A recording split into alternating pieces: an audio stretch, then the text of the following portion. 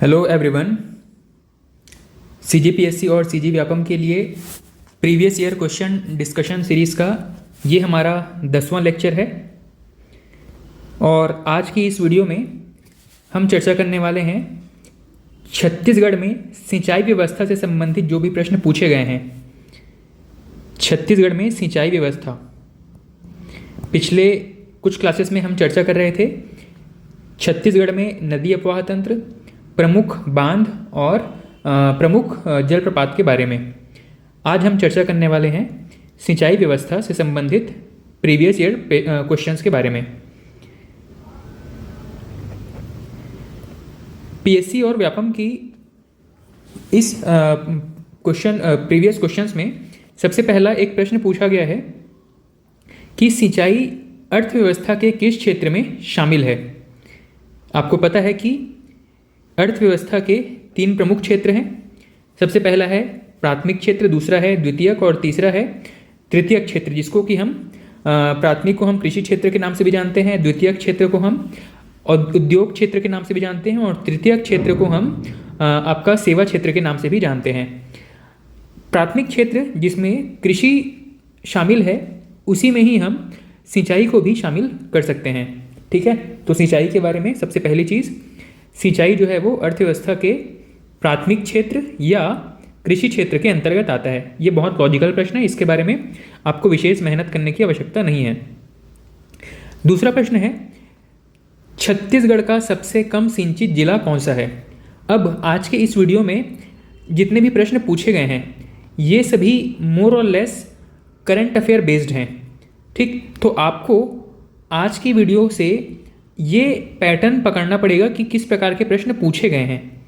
तो सिंचाई से संबंधित जो प्रश्न पूछे गए हैं उनको मैं यहाँ पर मेंशन कर देता हूँ, लेकिन उनका जो करेक्ट आंसर है उनको आप जब भी एग्ज़ाम दे रहे होंगे उस समय के हिसाब से क्या डाटा करेक्ट है, कौन सा डाटा करेक्ट है उस समय, ये चीज़ आपको याद करना पड़ेगा।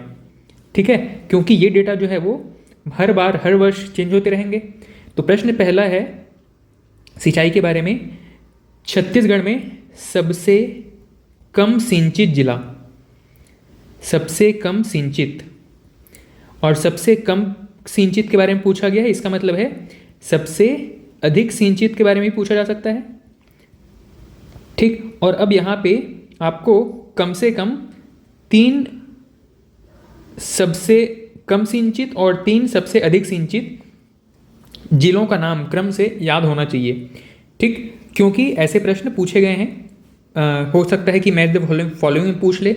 तो यहाँ पर हमारा जो ये 2019 का प्रश्न था और उस समय के हिसाब से दंतेवाड़ा सबसे कम सिंचित जिला था। ठीक है, अब अभी आपको क्या करना है कि 2023 में कौन सा जो आपका इकोनॉमिक सर्वे है और उसमें जो एग्रीकल्चर वाला टॉपिक है वहाँ पे आपको ये डेटा मिल जाएगा कि कौन सा सबसे ज़्यादा सिंचित है, कौन सा सबसे कम सिंचित है। ठीक है, तो ये थोड़ा सा होमवर्क आपको करना पड़ेगा।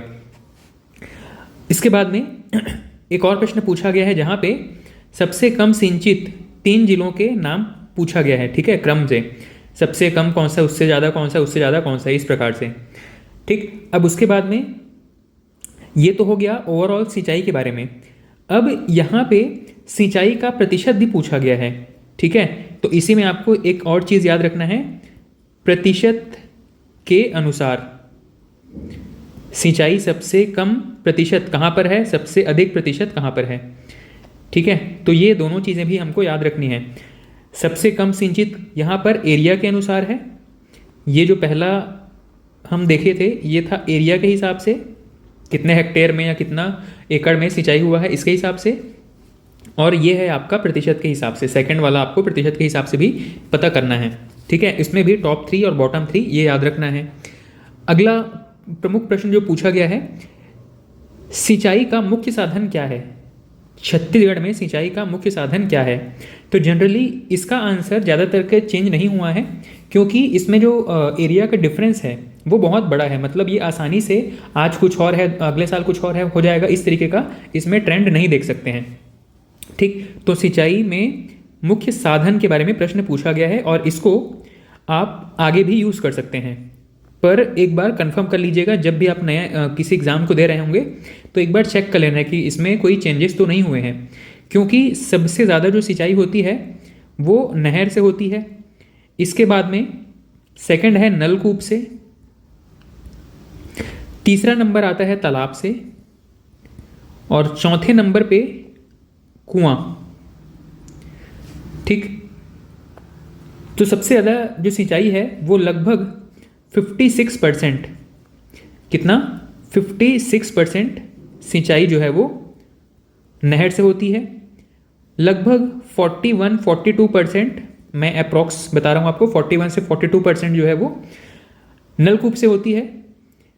सिंचाई व्यवस्था में लगभग 1.5% का हिस्सेदारी तालाबों का रहता है और लगभग 0.75% हिस्सेदारी कुओं का रहता है। इस प्रकार से छत्तीसगढ़ में सिंचाई व्यवस्था में 4 प्रमुख रूप से जो एक्सटर्नल सोर्सेस हैं, जो मानवजन्य सोर्सेस हैं, बारिश को छोड़ करके, वो इन सोर्सेस को उपयोग किया जाता है इन साधनों के द्वारा, जिसमें कि नहर सबसे ज़्यादा होता है, फिर नलकूप, फिर तालाब, फिर कुएं। उसके बाद में अन्य जो एरिया है वो बारिश पर ही डिपेंडेंट रहता है। नेक्स्ट प्रश्न है, छत्तीसगढ़ राज्य में 2011-12 में विभिन्न स्रोतों से सिंचाई का क्रम बताइए। ठीक है, इसका मतलब है कि आप जब भी एग्ज़ाम दे रहे होंगे उस समय आपको इतनी चीज़ें पता होनी चाहिए, क्योंकि ये जो मैंने अभी प्रश्न डिस्कस किया है वो 2015 में पूछा गया प्रश्न है। 2011-12 का डाटा पूछा गया है 2015 के क्वेश्चन पेपर में, और वहाँ पे जो सबसे ज़्यादा सिंचाई का जो क्रम है वो यही बना हुआ है, नहर, नलकूप, तालाब और कुआं। क्योंकि इनमें परसेंट में इतना ज़्यादा डिफरेंस है, इतना बड़ा वेरिएशन है, मतलब कह सकते हैं कि गैप इतना ज़्यादा है कि ये आसानी से 2 साल 4 साल में फिल नहीं हो सकता। ऐसा नहीं है कि आज तीसरे नंबर पर कुआं है और अगले साल नलकूप तीसरे नंबर पे आ जाए, तालाब सेकंड हो जाए। इस तरीके का जो ट्रेंड है वो लगभग संभव नहीं है। इसीलिए इस चीज़ को आप परमानेंट तौर पे याद रख सकते हैं, साधन, सिंचाई के साधनों के बारे में। अगला प्रश्न पूछा गया है कि छत्तीसगढ़ में सिंचाई के जो सभी स्रोत हैं, जितने साधन हैं, उनको मिलाकर के कितने भूमि पर सिंचाई की सुविधा उपलब्ध है। तो इसका जो लेटेस्ट डेटा है उसके हिसाब से कितने क्षेत्र में सिंचाई सुविधा उपलब्ध है, तो कुल क्षेत्र अगर देखें तो लगभग 38.75%। ये पिछले साल का डाटा है, मतलब 2022-23 का जो इकोनॉमिक सर्वे था उसके हिसाब से ये बताया गया है कि छत्तीसगढ़ का जो कृषि भूमि है उसमें से 38.75% जो भूमि है इस पर सिंचाई सुविधा उपलब्ध है। शेष भूमि जो है वो शेष भूमि वर्षा पर निर्भर है। शेष भूमि वर्षा पर निर्भर, ठीक, मतलब 38-39% या ऑलमोस्ट 40% ही एरिया ऐसा है जहां पर किसी ना किसी प्रकार का सिंचाई सुविधा उपलब्ध है। ठीक है, ये एक प्रश्न हो गया। इसके बाद में अगला प्रश्न पूछा गया है कि 2014-15 की अवधि में निर्मित सिंचाई क्षमता का कितना प्रतिशत वास्तविक में उपयोग हो रहा है। इसका मतलब है कि जितना सिंचाई क्षमता है नहर, नलकूप, तालाब, कुओं को मिला करके, इसका कितना परसेंट यूटिलाइज हो पा रहा है। तो सिंचाई क्षमता का उस समय के हिसाब से, ये 2016 का प्रश्न था, कुल सिंचाई क्षमता का कितना परसेंट यूज हो रहा है, तो लगभग 67% उपयोग हो रहा था। अभी के हिसाब से थोड़ा ज़्यादा हो गया होगा, क्योंकि नलकूप वगैरह का जो विस्तार है वो थोड़ा सा और बढ़ा हुआ है। जैसे जैसे सौर नलकूप वगैरह डिस्ट्रीब्यूट किए सरकार ने, उसके बाद ये परसेंट लगभग थोड़ा सा 70% के आसपास पहुंच गया होगा।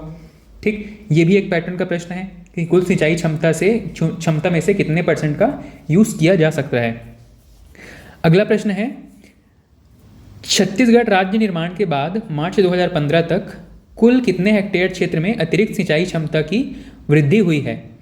इसका मतलब है कि जब राज्य बना था उससे लेकर के अभी तक कितनी अतिरिक्त सिंचाई क्षमता की वृद्धि हुई है, कितने हेक्टेयर में एक्स्ट्रा हम सिंचाई कर पा रहे हैं। जब राज्य बना था सन 2000, उससे पहले कितना हो रहा था और अभी कितना हो रहा है, इनमें कितना डिफरेंस है। ठीक, तो अब 2015 तक तो जितना सिंचाई व्यवस्था बढ़ा हुआ था उसके मतलब अभी पिछले 7-8 साल में उससे ज़्यादा एरिया कवर हो चुका होगा। ठीक, तो वर्तमान या 2022 की कंडीशन में देखें तो लगभग हमारा जो वृद्धि है शुरुआत मतलब गठन के समय से लेकर के अभी तक अगर देखें तो 8% की वृद्धि हुई है वर्ष 2000 की तुलना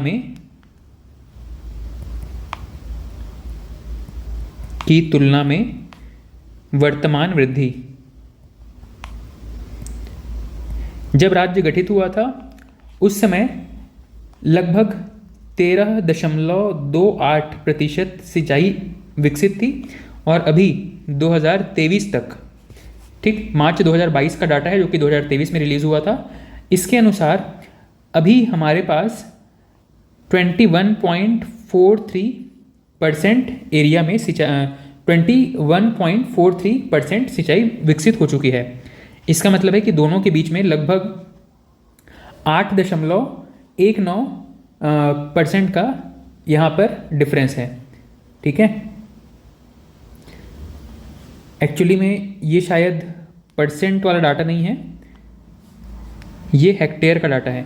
ठीक है, परसेंट तो हमने देखा था कि कितना क्षेत्र में सिंचाई होता है, तो 38% है, तो परसेंट वाला डाटा अलग है, यह हेक्टेयर वाला डाटा है। जब राज्य गठित हुआ था उस समय 13 लाख हेक्टेयर पे सिंचाई हो रहा था और अभी 21 लाख हेक्टेयर में सिंचाई हो रहा है। इसका मतलब है कि वर्तमान में लगभग हम 8.19 लाख हेक्टेयर की वृद्धि कर चुके हैं। कितना? 8.19 लाख हेक्टेयर। लाख हेक्टेयर में है ये डेटा, इसको याद रखिएगा। वर्ष 2000 की तुलना में वर्ष 2023 तक हम 8.19 लाख हेक्टेयर की वृद्धि कर चुके हैं सिंचाई क्षमता के मामले में। 2000 में 13.28 लाख हेक्टेयर में सिंचाई हो रहा था और 2023 तक 21.43 लाख हेक्टेयर तक सिंचाई सुविधा पहुंचाई जा चुकी है। ठीक, नेक्स्ट हम देख लेते हैं। अगला प्रश्न है, छत्तीसगढ़ के किस जिले में सिंचाई सुविधा का अभाव रहा है? इसका मतलब है सबसे कम सिंचित जिला कौन सा है? इसमें अभी भी दंतेवाड़ा ही बना हुआ है। ठीक है, इसका मतलब है कि ये पहले वाला जो पैटर्न हमने देखा था, सबसे कम सिंचित जिला, सबसे ज़्यादा सिंचित जिला, वहाँ से आप इसको लिंक कर सकते हैं।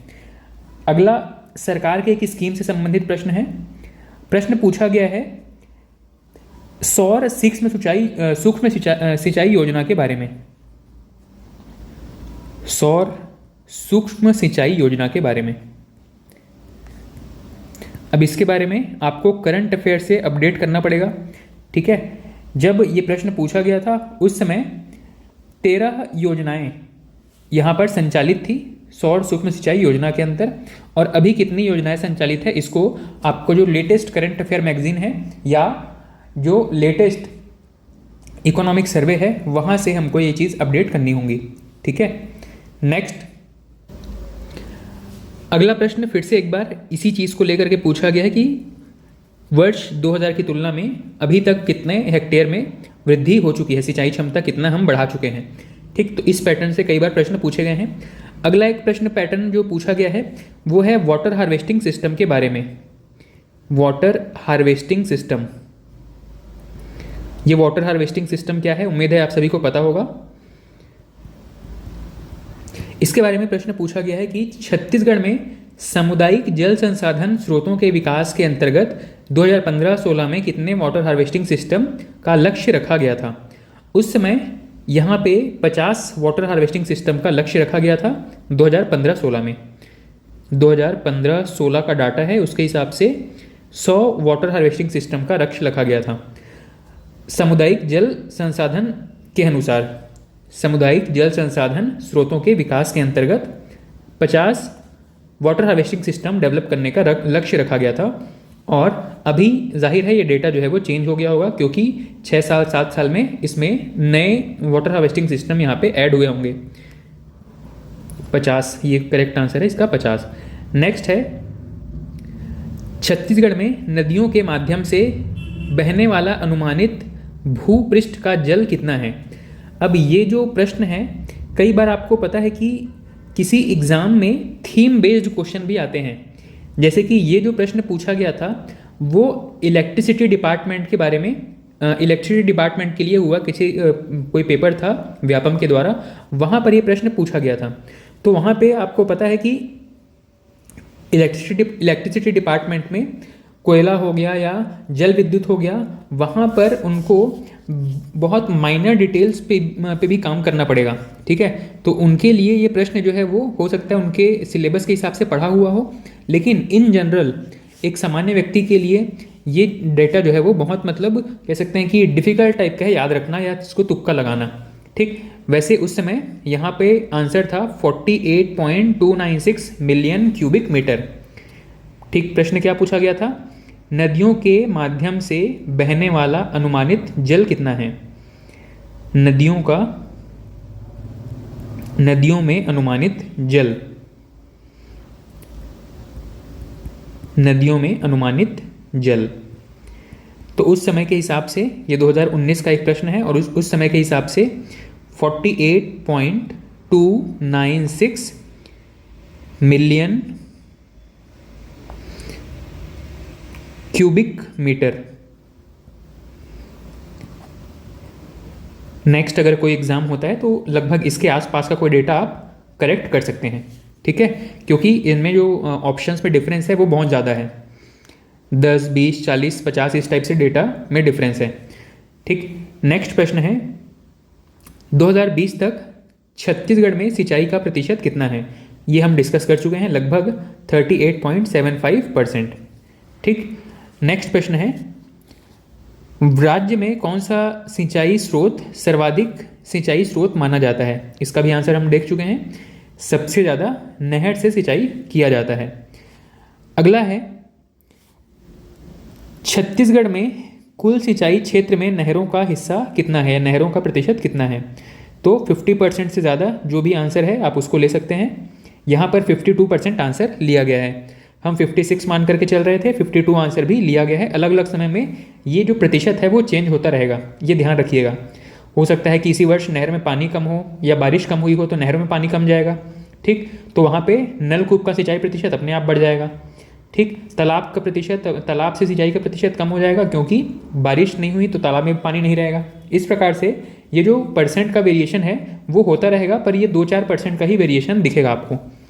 अगला प्रश्न है छत्तीसगढ़ के संचालनालय कृषि के अनुसार राज्य का शुद्ध सिंचित क्षेत्र इसके शुद्ध बोए गए क्षेत्र का कितना प्रतिशत है?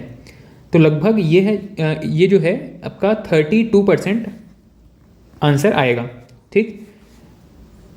कुल सिंचित क्षेत्र, शुद्ध सिंचित क्षेत्र, शुद्ध सिंचित क्षेत्र, शुद्ध बोए गए क्षेत्र का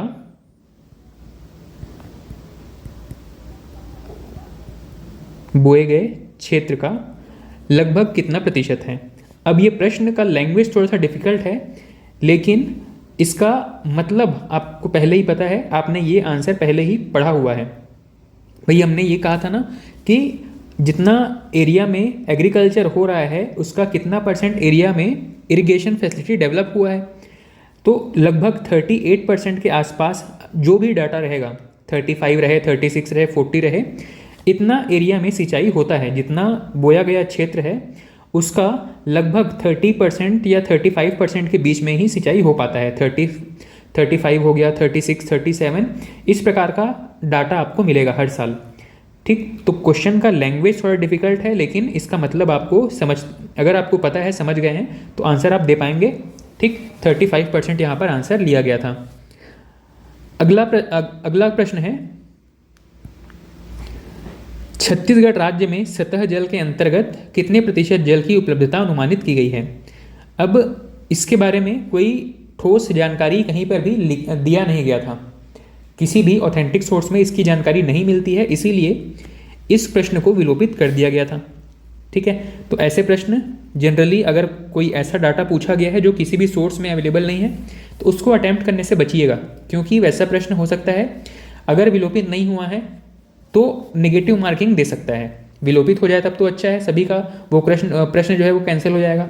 लेकिन अगर CGPSC ने उस वर्ष वो क्वेश्चन को विलोपित नहीं किया तो समस्या हो जाएगी, जबरन निगेटिव मार्किंग की तरफ चले जाएंगे।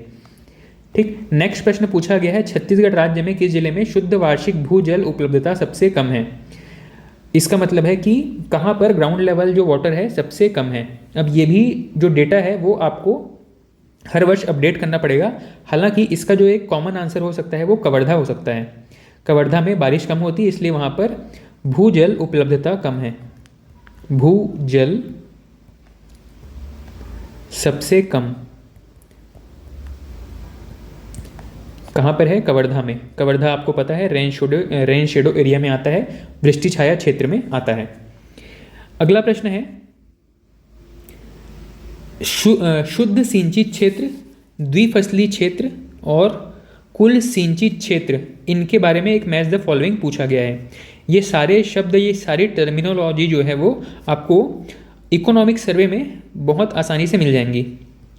इनके बारे में डेटा याद रखना है आपको। शुद्ध सिंचित क्षेत्र,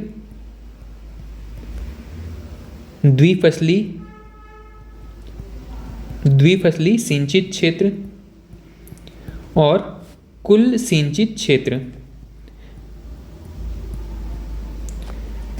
इसका मतलब ये है,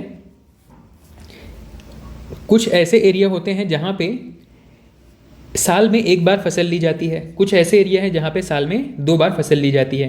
तो जो द्विफसली है उसको आपको ये बताना पड़ेगा ना कि ये एक ही लैंड एरिया है जहाँ पर 2 बार सिंचाई की गई है।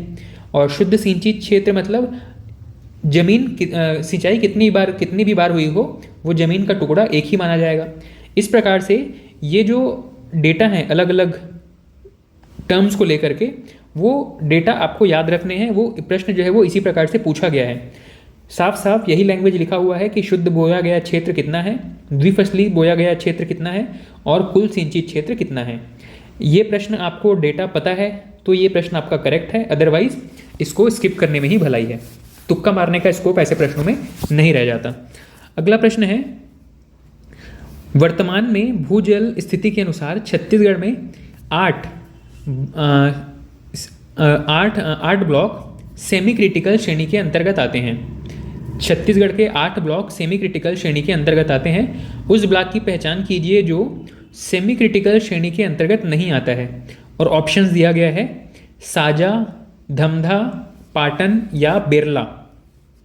अब आपको थोड़ा सा ये देखना पड़ेगा कि कौन सा क्षेत्र किस तरफ लोकेटेड है। वैसे ये जो प्रश्न है हाल ही में 2022 में पूछा गया है और इसका आंसर लिया गया है बेरला। बेरला जो है वो सेमी क्रिटिकल श्रेणी में नहीं आता है। ये जो प्रश्न है इसका भी आंसर आपको कहाँ पे मिलेगा? ये मिलेगा आपको इकोनॉमिक सर्वे में या एग्रीकल्चर से संबंधित जो डेटा आता है, एग्रीकल्चरल डेटा जो आता है, वहाँ पर इसके बहुत माइन्यूट डिटेल्स या बहुत जो डेप्थ वाले डेटा हैं वो आपको यहाँ पर मिल जाएंगे। हालांकि मैं ये सजेस्ट नहीं करूँगा कि एक प्रश्न के लिए आप इतनी सारी मेहनत करेंगे, इतने सारे डेटा को याद रखेंगे, क्योंकि हमारे पास ऑलरेडी जो है वो इकोनॉमिक सर्वे में ही बहुत सारे अलग अलग चैप्टर्स में महत्वपूर्ण डेटा दिए गए होते हैं। आपको उनमें से 40-50 डाटा भी एग्जैक्ट याद नहीं रह पाता है। और इतने सारे डेटा को याद रख पाना, इतने सारे कह सकते हैं कि अंकों को याद रखना, ये एग्ज़ाम में आपको कंफ्यूज ही करेगा।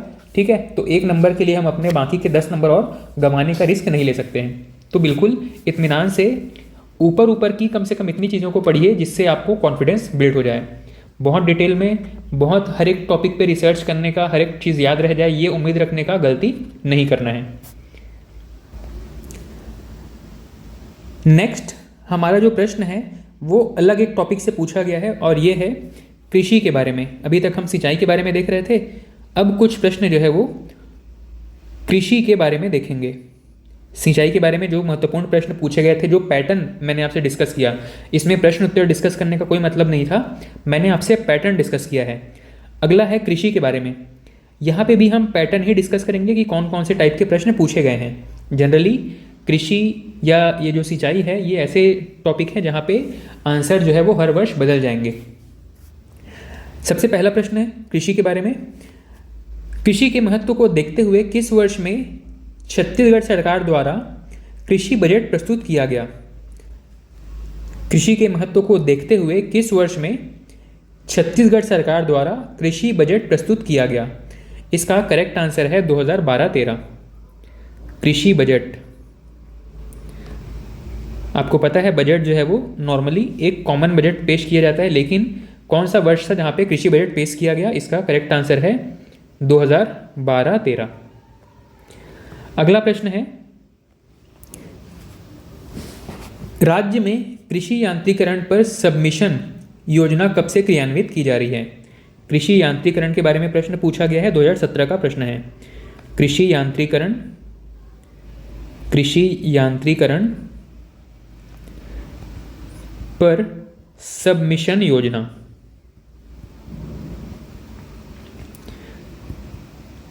ये कब शुरू हुई है? यह प्रश्न पूछा गया है। इसकी शुरुआत हुई थी 2014-15 में। अगला प्रश्न है, इसका उद्देश्य क्या था? कृषि सबमिशन योजना, इसका उद्देश्य था अलग अलग स्थानों पर कृषि यंत्र सेवा केंद्र की स्थापना करना। कृषि यंत्र सेवा केंद्र, इसका मतलब यह है कि जो छोटे किसान होते हैं वो बड़े बड़े जो मॉडर्न फार्मिंग इक्विपमेंट होते हैं, जो टूल्स होते हैं, उनको खरीद नहीं सकते हैं, या खरीदना जो है वो इफेक्टिव नहीं होता, कॉस्ट इफेक्टिव नहीं होता है। तो वो क्या करेंगे, उन उपकरणों को, उन टूल्स को किराए पर ले सकते हैं। और ये टूल्स कहाँ पर होंगे? ये टूल्स होंगे कृषि यंत्र सेवा केंद्रों के पास में। ठीक, वैसे ये जो कृषि यांत्रिकरण पर सबमिशन योजना है, इसके बारे में सिर्फ यही पूछा गया है कि इसे कब से शुरू किया गया था। इसकी शुरुआत हुई है 2014-15 में। अगला प्रश्न पूछा गया है, छत्तीसगढ़ में लोक अर्थव्यवस्था के किस क्षेत्र में अधिक कार्यरत हैं? आपको पता है कि छत्तीसगढ़ जो है वो कृषि प्रधान देश है। तो छत्तीसगढ़ जो है वो प्राइमरी सेक्टर या कृषि क्षेत्र में कृषि प्रधान राज्य है। ठीक, तो प्राइमरी सेक्टर में ज़्यादा कार्यरत हैं। अगला, अच्छा इसी में कुछ और डेटा याद रखेंगे। अगर छत्तीसगढ़ जो है वो कृषि प्रधान राज्य है तो इसकी अधिकतम जनता, आपको पता है, कृषि कार्य में संलिप्त होगी, किसी न किसी प्रकार के कृषि कार्य में, चाहे वो डायरेक्टली एग्रीकल्चर लैंड पर फार्मिंग कर रहे हों, या फिर पशुपालन कर रहे हों, या आजकल मधुमक्खी पालन और कीट पालन को भी आपका कृषि का दर्जा दे दिया गया है। तो किसी भी तरीके का जो एग्रीकल्चर एक्टिविटी है उसमें इन्वॉल्व है, तो वो सभी कृषि के ही अंतर्गत आएंगे। ठीक, अब यहाँ पे कुछ डाटा है जो कि याद रखना है आपको। सबसे पहली चीज़ कि छत्तीसगढ़ के लगभग 40.10 लाख परिवारों में से, अच्छा ये जो टोटल है 40.10 लाख परिवार, ये कृषक परिवार हैं। और इन फैमिली में से लगभग इस 40.10 में से 82% लघु एवं सीमांत श्रेणी में आते हैं। लघु एवं सीमांत श्रेणी के किसान परिवार हैं। ठीक, अगला प्रश्न है, छत्तीसगढ़ में शून्य ब्याज पर कृषि ऋण किसानों को किस वर्ष से दिया जा रहा है? अब ये स्टैटिक क्वेश्चन है, इसका आंसर नहीं बदलने वाला, तो इसको याद रखिएगा। 0 ब्याज पर कृषि ऋण, 0 ब्याज पर कृषि ऋण कब से दिया जा रहा है? यह दिया जा रहा है 2014-15 से। अगला प्रश्न है, छत्तीसगढ़ राज्य में कुल आबादी के कितने प्रतिशत लोग कृषि कार्य से जुड़े हुए हैं? इसका करेक्ट आंसर है लगभग 80%। ठीक, 80% आबादी जो है वो कृषि में या कृषि से संबंधित कार्यों में संलिप्त है। और इस 80% आबादी का, जो कि लगभग 40.10 लाख किसान परिवार हैं, इसमें भी 82% लघु या सीमांत किसान हैं। ये चीज़ याद रखिएगा। अगला प्रश्न पूछा गया है कृषि जलवायु प्रदेश के बारे में। छत्तीसगढ़ के कृषि जलवायु प्रदेश हैं। छत्तीसगढ़ में कौन कौन से प्रकार की कृषि जलवायु पाई जाती है? पहला है उत्तरी पहाड़ी प्रदेश, दूसरा है छत्तीसगढ़ का मैदान, तीसरा है बस्तर का पठार, या चौथा है यह सभी। तो याद रखिएगा, छत्तीसगढ़ में मुख्य रूप से 3 कृषि जलवायु प्रदेश या कृषि जलवायु क्षेत्र बांटे गए हैं। सबसे पहला है उत्तरी कृषि जलवायु क्षेत्र, उत्तरी कृषि जलवायु क्षेत्र। दूसरा है मध्य कृषि जलवायु। तीसरा है दक्षिणी कृषि जलवायु क्षेत्र। ठीक, तो ये 3 कृषि जलवायु क्षेत्र हैं जो कि छत्तीसगढ़ में फैले हुए हैं। अगला प्रश्न है, छत्तीसगढ़ राज्य में कृषि जलवायु क्षेत्र में कौन सा क्षेत्र शामिल नहीं है? तो आपको पता है कि हमने क्या क्या देख लिया, उत्तरी, मध्य, दक्षिणी, और यहाँ पर ऑप्शन दिए गए हैं छत्तीसगढ़ का मैदान, नेक्स्ट है बस्तर का पठार, नेक्स्ट है रायपुर का उत्तरी क्षेत्र, सरगुजा का उत्तरी क्षेत्र, और नेक्स्ट ऑप्शन है रायपुर का मैदानी क्षेत्र। तो रायपुर का मैदानी क्षेत्र ये कृषि जलवायु क्षेत्र में शामिल नहीं है। छत्तीसगढ़ का मैदान मध्य क्षेत्र में शामिल हो जाता है, बस्तर का पठार दक्षिण में, और सरगुजा का मैदान जो है वो सरगुजा का जो उत्तरी क्षेत्र है वो उत्तरी कृषि जलवायु क्षेत्र के अंतर्गत आ जाता है। रायपुर का मैदानी क्षेत्र इनमें से किसी भी प्रकार की जलवायु क्षेत्र में शामिल नहीं होता है। अगला प्रश्न है, छत्तीसगढ़ को कितने कृषि जलवायु क्षेत्र में बांटा गया है? आंसर है 3। अगला क्वेश्चन है कथन कारण वाला प्रश्न है, छत्तीसगढ़ को धान का कटोरा कहा जाता है, कारण है यहाँ धान की उपज भारत के अन्य राज्यों की तुलना में अधिक होती है। ठीक, तो ये चीज़ याद रखना है कि इसे धान का कटोरा कहा जाता है, ये तो बिल्कुल ठीक है, क्योंकि मध्य छत्तीसगढ़ में मध्य भारत के हिसाब से देखें तो धान की सप्लाई यहाँ से ठीक ठाक होती है, लेकिन यहाँ पे धान का उत्पादन सबसे ज़्यादा होता है, अन्य सभी राज्यों की तुलना में ज़्यादा होता है, ये स्टेटमेंट गलत है। ठीक, तो हमारा कथन सही है, इसे धान का कटोरा कहा जाता है, लेकिन यहाँ धान की उपज सबसे अधिक होती है, ये चीज़ सही नहीं है। ठीक है, ये ध्यान रखिएगा, ये लोगों को कन्फ्यूज़न रहता है कि छत्तीसगढ़ को धान का कटोरा कहने के पीछे क्या यही रीज़न है कि यहाँ धान का पैदावार सबसे ज़्यादा होता है? तो यह गलत रीज़न है। ठीक, धान का कटोरा कहने का रीज़न ये है कि यहाँ धान का प्रोडक्शन बाकी फसलों की तुलना में ज़्यादा होता है, और जो छत्तीसगढ़ का क्षेत्र है वो एक बाउल के शेप में है, जो मध्य छत्तीसगढ़ है, महानदी का बेसिन है, वो एक बाउल के शेप में है, इसीलिए इसे धान का कटोरा कहा जाता है। ठीक, नेक्स्ट प्रश्न है, छत्तीसगढ़ को लोकप्रिय रूप में क्या कहा जाता है? इसे धान का कटोरा कहा जाता है, ये तो आपको पता ही है। अगला प्रश्न है, छत्तीसगढ़ की कृषि मानसून पर निर्भर है, कारण दिया गया है छत्तीसगढ़ में सिंचाई की सुविधा नहीं है। तो सिंचाई की सुविधा नहीं है और सिंचाई की सुविधा कम है, दोनों बातों में डिफरेंस है।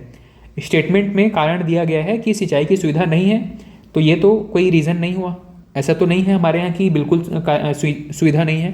ठीक है, तो छत्तीसगढ़ की कृषि मानसून पर निर्भर है, ये बिल्कुल ठीक है, मानसून पर निर्भर है, ये बिल्कुल ठीक है। हमारे यहाँ लगभग 30 से लेके 40% एरिया में सिंचाई अवेलेबल है। अगला प्रश्न है, छत्तीसगढ़ का मैदान सबसे बड़ा धान उत्पादक क्षेत्र है, क्या ये ठीक है? ये कथन जो है वो बिल्कुल ठीक है। अगला स्टेटमेंट है, महानदी तथा उसकी सहायक नदियाँ मध्य छत्तीसगढ़ को सिंचित करती है, ये भी स्टेटमेंट बिल्कुल ठीक है। तो कथन कारण वाले जो लॉजिकल प्रश्न हैं उनके लिए आपको अलग से बहुत मेहनत करने की आवश्यकता नहीं है, जो कुछ आपने अभी तक पढ़ रखा है उसी से ही ये कथन कारण वाले प्रश्न जो है वो बन जाएंगे। अगला प्रश्न है, छत्तीसगढ़ की कृषि से संबंध में निम्नलिखित में से कौन सा कथन सत्य नहीं है? अब यहाँ पर एक जो ऑप्शन दिया गया है उसमें लिखा है छत्तीसगढ़ में धान की पैदावार अन्य राज्यों की तुलना में अधिक है, ये स्टेटमेंट गलत है, इसको यहाँ पर नोट करके रखिएगा, क्योंकि ज़्यादातर लोग यही मानते हैं कि छत्तीसगढ़ में धान की पैदावार सबसे ज़्यादा होती है, ये स्टेटमेंट गलत है। सबसे अधिक मतलब है सब अन्य राज्यों की तुलना में सबसे ज़्यादा, ये स्टेटमेंट ठीक नहीं है। इसको हाईलाइट करके और मार्क करके रखिए कि ये स्टेटमेंट जो है वो बिल्कुल एक फैक्ट के तौर पर करेक्ट नहीं है। ठीक। छत्तीसगढ़ में धान की पैदावार सबसे अधिक है, ऐसा बिल्कुल नहीं है। ठीक है। नेक्स्ट प्रश्न है, निम्नलिखित में से कौन सी धान की एक किस्म नहीं है। अब इसके लिए थोड़ा सा आपको एग्रीकल्चर बैकग्राउंड के अगर हैं तो आसानी से ये इसका आंसर दे पाएंगे, अदरवाइज ऐसे प्रश्नों के लिए आपको अलग से बहुत एफर्ट लगाने की ज़रूरत नहीं है, क्योंकि इसका कुछ रिजल्ट नहीं मिल पाएगा आपको। अगला प्रश्न है, निम्नलिखित में से कौन सा एक कथन छत्तीसगढ़ राज्य के संबंध में सही नहीं है। इसमें एक ऑप्शन दिया गया है, राज्य की कृषि अर्थव्यवस्था की मुख्य विशेषता बागबानी कृषि है। आपको पता है कि यहाँ हमारे यहाँ बागानी कृषि उतनी ज़्यादा नहीं होती है। बागानी कृषि जो है वो पहाड़ी क्षेत्रों की विशेषता है, और हमारे यहाँ जो मुख्य खेती होती है वो मैदानी क्षेत्रों में होती है। हमारे यहाँ पहाड़ी जो क्षेत्र है वहाँ पर खनिज पदार्थों का उत्खनन होता है, लोहा कोयला ये सब का। ठीक है। तो हमारे यहाँ बागानी कृषि उतनी प्रचलित नहीं है। ये जो ऑप्शन है वो बाकियों की तुलना में गलत था। अगला जो प्रश्न है कृषि के बारे में वो पूछा गया है, कितने जिलों को पूर्ण जैविक जिले के रूप में विकसित किया जाएगा। इसका उस समय मतलब 2019 का ये प्रश्न था। 5 ऐसे जिले हैं जिनको पूर्ण जैविक जिले के रूप में विकसित किया जाएगा। जैविक जिला कहने का मतलब है जिसमें रासायनिक उर्वरकों का उपयोग न किया गया हो। अगला प्रश्न है, छत्तीसगढ़ में उत्पादित बिलासा 5005 क्या है। अब यहाँ पे अनाज पूछा गया है कि कौन से अनाज का एक किस्म है बिलासा 5005।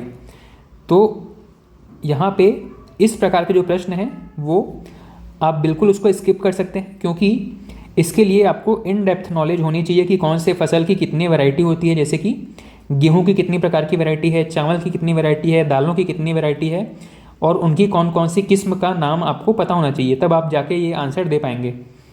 तो यहाँ पे जो प्रश्न पूछा गया था, सपोज ये प्रश्न अगर रिपीट होता है तो आपको एटलीस्ट इसका सही आंसर पता होना चाहिए। बिलासा 5005 ये क्या चीज़ है। यह गेहूं का एक किस्म है, गेहूं का एक किस्म, गेहूं की एक वैरायटी है। ठीक। अगला प्रश्न पूछा गया है कि छत्तीसगढ़ के लिए सबसे ज़्यादा रोजगार निर्मित करने वाला क्षेत्र कौन सा है। बहुत आसान सा आंसर है, पता है आपको, कृषि क्षेत्र।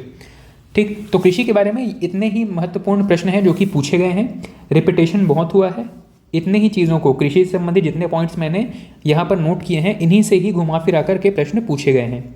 ठीक। और ज़्यादातर के जो प्रश्न हैं वो करंट अफेयर बेस्ड हैं, या यूँ कह सकते हैं कि इकोनॉमिक सर्वे और बजट के डेटा से संबंधित वहाँ पर चर्चा की गई है। ठीक। नेक्स्ट हमारा जो टॉपिक है वो है छत्तीसगढ़ में भूमि जोत और फसल क्षेत्र के बारे में, कि कितने एरिया में कौन सा फसल उगाया जाता है। भूमि जोत और फसल, ये सारे के सारे एग्रीकल्चर संबंधित टॉपिक हैं, बस इनको हम सेग्रीगेट कर रहे हैं, अलग अलग कर ले रहे हैं कि कहाँ से किस प्रकार के प्रश्न पूछे जाते हैं। भूमि या फसल से संबंधित प्रश्न पूछे गए हैं। अब यहाँ पे हम देखते चलते हैं कि किस प्रकार के प्रश्न पूछे गए हैं, कौन कौन सी वैरायटी या पैटर्न के प्रश्न पूछे गए हैं। तो सबसे पहला प्रश्न है, छत्तीसगढ़ में भूमि जोतों की संख्या कितनी है। इसका करेक्ट आंसर है 52.10 लाख। भूमि जोत कितना है, 52.10 लाख।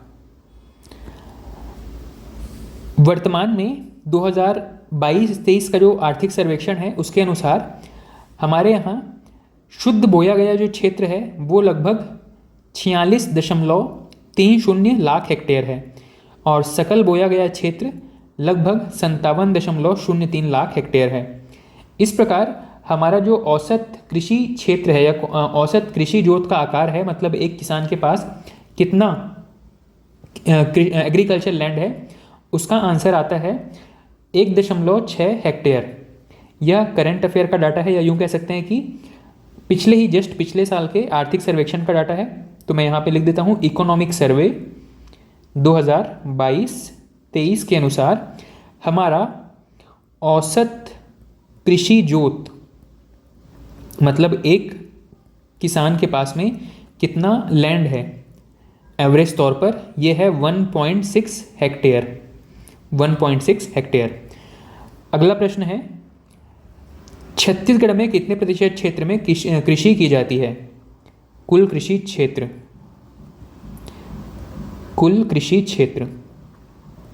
तो हमारे यहाँ लगभग 35% एरिया में, छत्तीसगढ़ के कुल 35% क्षेत्र में कृषि की जाती है। अगला प्रश्न है छत्तीसगढ़ राज्य के किस जिले में बोया सर्वाधिक क्षेत्र है? बोया गया क्षेत्र सर्वाधिक है। तो हमारे यहाँ 2015 का डाटा है, उसके हिसाब से आपका राजनांदगांव जिले में सर्वाधिक क्षेत्र पे कृषि की गई है। लेकिन क्योंकि ये डेटा आपको फिर से चेंज हो जाएगा, अभी 2023-24 के लिए फिर से आपको नया डाटा पढ़ना पड़ेगा। मैं आपको एक प्रश्न का पैटर्न लिख देता हूँ कि आपको ये चीज़ कहाँ पे मिलेगा। तो इकोनॉमिक सर्वे में आपको कृषि वाले टॉपिक में ये चीज़ मिल जाएगा। वहाँ पे आपको क्या क्या चीज़ें पढ़ना है? तो वहाँ पे पढ़ना है आपको शुद्ध बोया क्षेत्र, कितना क्षेत्र शुद्ध रूप से बोया गया है, नेट सॉन एरिया। अगला है द्विफसलीय बोया क्षेत्र और सकल बोया क्षेत्र, ग्रॉस सॉन्ड एरिया। ठीक, इस प्रकार से ये जो 3 डेटा हैं यहाँ से प्रश्न पूछे गए हैं। और इतना करने के बाद में इनका मिनिमम और मैक्सिमम, किस राज्य में मिनिमम है, कौन से राज्य में मैक्सिमम है, ये चीज़ भी हमको पढ़ लेना है। मिनिमम और मैक्सिमम राज्यों का क्रम तीनों के लिए पढ़ लेना है। मिनिमम और मैक्सिमम, सबसे ज़्यादा शुद्ध बोया गया क्षेत्र कहाँ पे है, सबसे कम कहाँ पे है, इस प्रकार से इन तीनों के बारे में ये दो चीज़ें पढ़ लेनी है। अगला प्रश्न पूछा गया है कि छत्तीसगढ़ राज्य में सबसे कम कृषि योग्य भूमि किस जिले में है? अब क्योंकि जिलों की संख्या बदल गई है, जिलों का विभाजन हो गया है, तो यहाँ पे ये कहना कि किस जिले में सबसे कम कृषि योग्य भूमि है, कहाँ ज़्यादा है, ये थोड़ा सा अभी इसके डेटा अगर करेक्ट आ जाएगा तो इसके बारे में हम चर्चा कर पाएंगे। लेकिन क्योंकि ये बहुत पुराना डाटा नहीं है, यहाँ पे 2021 का जो प्रश्न था वहाँ पे ये पूछा गया है सबसे कम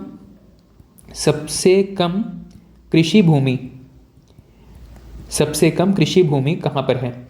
अगर ये इन्हीं डेटा को ही वैलिड मान करके अभी प्रश्न पूछेगा तो इसके हिसाब से नारायणपुर में सबसे कम कृषि भूमि है।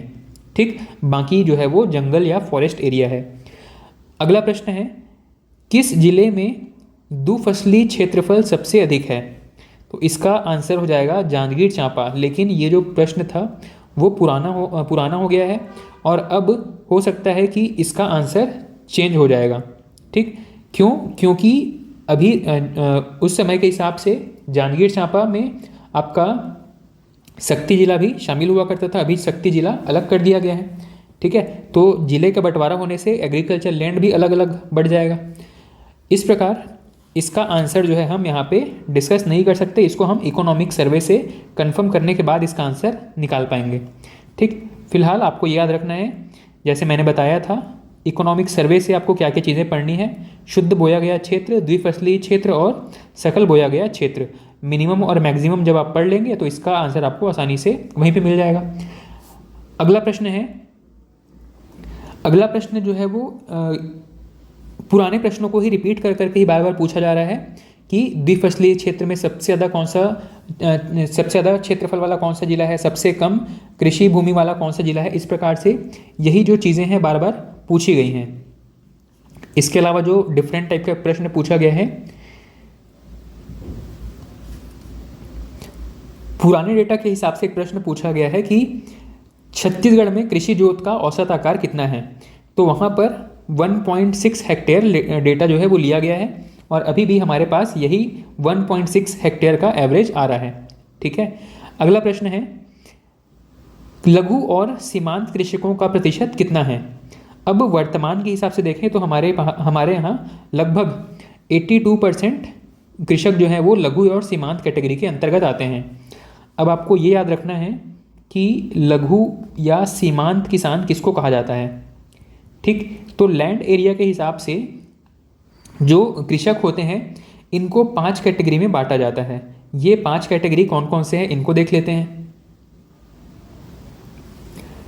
सबसे पहले जो ऐसे किसान जिनके पास भूमि का जो साइज है, यहाँ पे जो क्लासिफिकेशन का जो तरीका है वो हेक्टेयर में नाप करके किया गया है।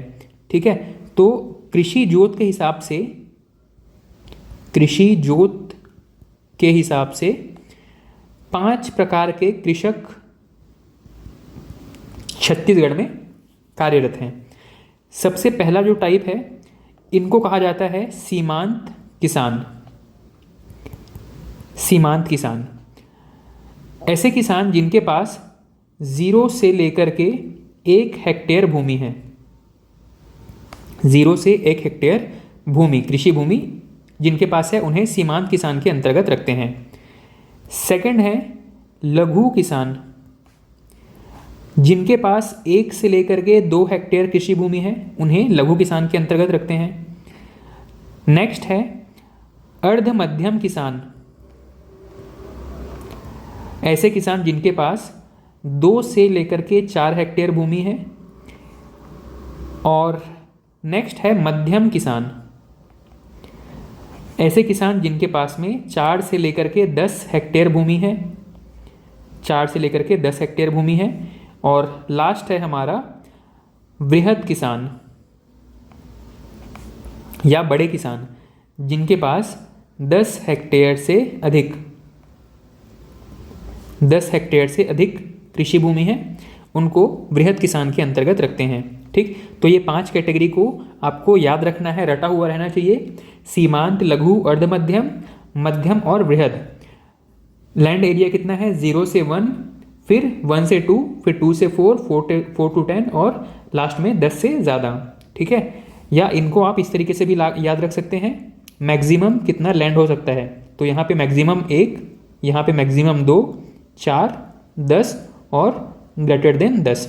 ठीक, 1, 2, 4, 10 और 10 से अधिक, ये 5 कैटेगरी के किसान हैं।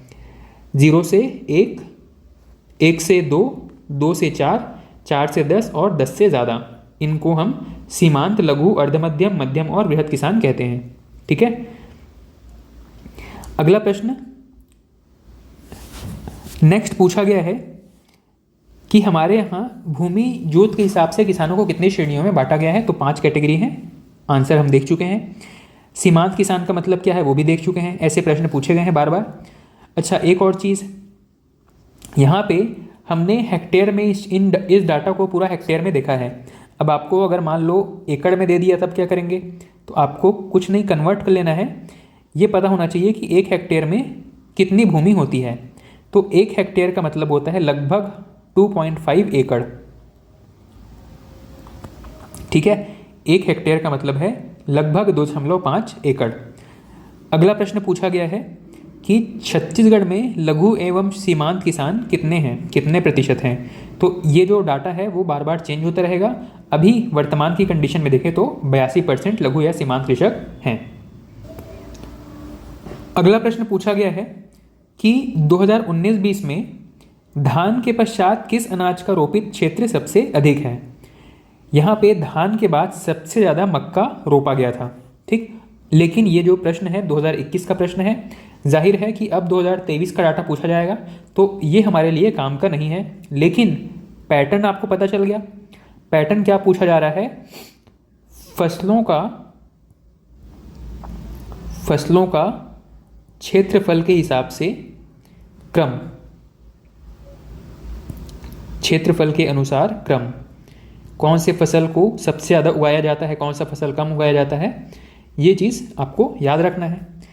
अगला प्रश्न है चावल की खेती में शामिल कुल फसली क्षेत्रफल कितना है।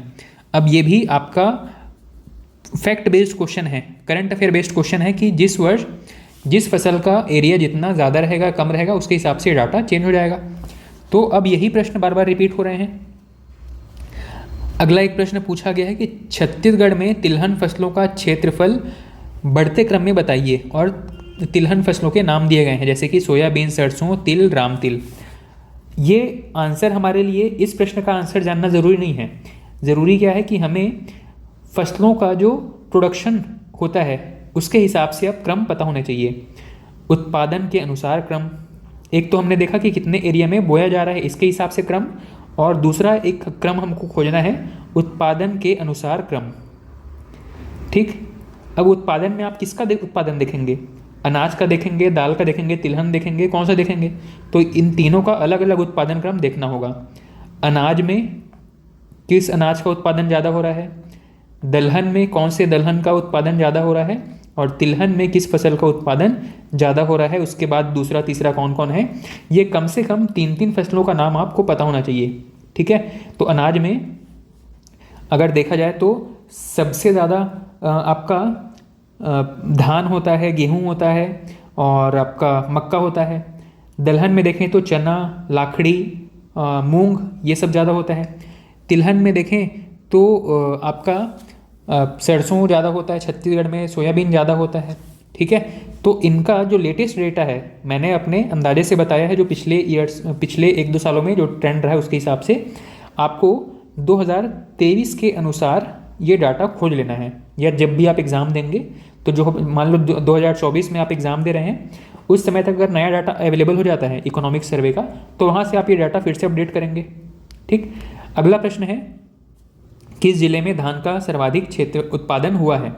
अब उत्पादन के अनुसार राज्यों का भी क्रम देखना है। उत्पादन के अनुसार राज्य, कौन सा जिला में किस फसल का उत्पादन ज़्यादा हुआ है या कम हुआ है, ये चीज़ का एक लिस्ट आपको याद रखना पड़ेगा। ठीक, तो ये जो टॉपिक हम देख रहे हैं एग्रीकल्चर वाला, ये लगभग करंट अफेयर है, इकोनॉमिक सर्वे पे बेस्ड टॉपिक है। आपको हर साल ये डाटा अपडेट करना ही पड़ेगा। अगला प्रश्न पूछा गया है कि छत्तीसगढ़ में धान के बाद सर्वाधिक रोपित क्षेत्र कौन सा है? डाटा अपडेट करना पड़ेगा। अगला है, धान का क्षेत्रफल किस जिले में सर्वाधिक है? अगला प्रश्न है, गेहूं का क्षेत्रफल कहाँ पे सर्वाधिक है? अगला प्रश्न है, कुल बोए गए क्षेत्र में धान का क्षेत्रफल कितना है? ये जो डेटा है ये आपको बार बार अपडेट ही करना पड़ेगा, इसके अलावा इनका कोई उपाय नहीं है। ठीक, तो मैंने आपसे केवल पैटर्न ही डिस्कस किया है। भूमि या फसल पर आधारित इतने प्रमुख पैटर्न है जहाँ से प्रश्न पूछे गए हैं। ठीक है, तो जब भी आप प्रिपरेशन कर रहे होंगे तो इस पैटर्न को ध्यान रखिएगा।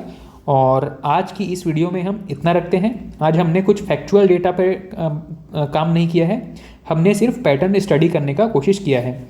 जहाँ जहाँ पे फैक्ट्स जो स्टैटिक फैक्ट होंगे वहाँ पे उस टॉपिक को हम उस तरीके से डील करेंगे, और जहाँ पर बार बार चेंज होने वाला डाटा है वहाँ पे हम कोशिश करेंगे कि पैटर्न हम समझ लें कि कहाँ कहाँ से प्रश्न पूछे गए हैं। ठीक है, तो आज की इस वीडियो में इतना ही। Thank you.